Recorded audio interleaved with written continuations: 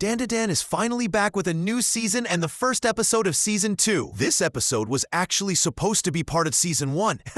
If it wasn't for the studio's weird decision to literally end the first season right in the middle of the events. Honestly, that was the strangest season finale I've ever seen. Anyway, first, I gotta give props to that insane opening. Like seriously guys, can someone explain to me how Dandadan keeps dropping these banger openings? It's so catchy, I've been walking around my apartment singing it like a total dumbass. I think it could easily win Opening of the Year, just like what happened last year with the Season 1 opening. The episode kicks off with Momo taking out the bunch of pervy guys who cornered her in the hot springs, with some help from the goat Turbo Granny. Then, we jump over to Okran and Gigi, who meet this big, fat, greasy lady for the first time.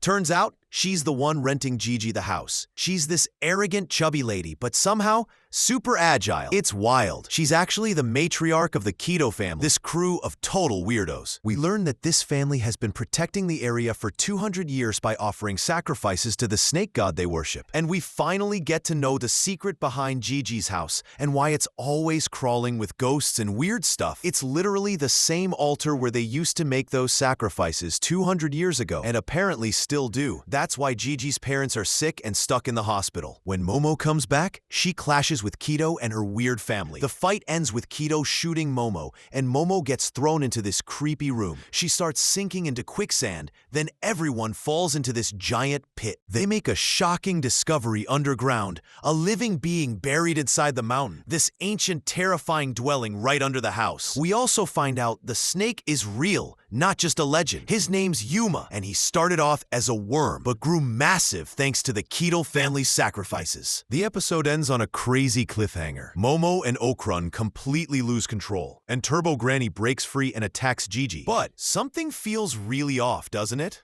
Overall, this episode was a solid warm-up for the crazy stuff coming next. It's shaping up to be absolute fire. I still have no clue when Evil Eye is gonna show up, or how, but probably in the next episode. And maybe he'll fuse with the giant worm. Just a super obvious guess. From the trailers we've seen, Evil Eye looks absolutely badass and powerful, and I'm hyped as hell for him. I also want to talk about that fat, stinky grandma Keto. Man, I just can't vibe with her, even though her combat skills were really impressive. No idea why. Maybe it's because I kinda have a fatophobia from greasy old people. Momo still feels like the heart of the whole series. Lively, resilient, and honestly, she's my favorite character in this anime, but maybe of the whole summer season. Even when she's stuck in insane situations, she always finds a way to fight back. Her stubborn, fiery spirit that never gives up makes her the perfect shonen heroine. Also, the whole idea that Gigi's free housing comes at the insane price of potentially getting sacrificed to a giant eating worm, that could be a huge turning point for his character. Gigi has always been this cheerful, goofy dude, but is he about to change? Are we gonna see a different side of him? We'll see. The scene that really calmed my worries was the fight between Momo and that chunky Keto lady. The animation was phenomenal. I was honestly worried the production would dip in Season 2, like what happens with a lot of other anime sequels, but I was relieved. For me, animation isn't everything. It's about the whole package. Production quality, choosing the right camera angles at the right moment, picking the perfect themes and sound effects. And that's what makes Dandadan my favorite show of the season, at least until Gachiakuta drops.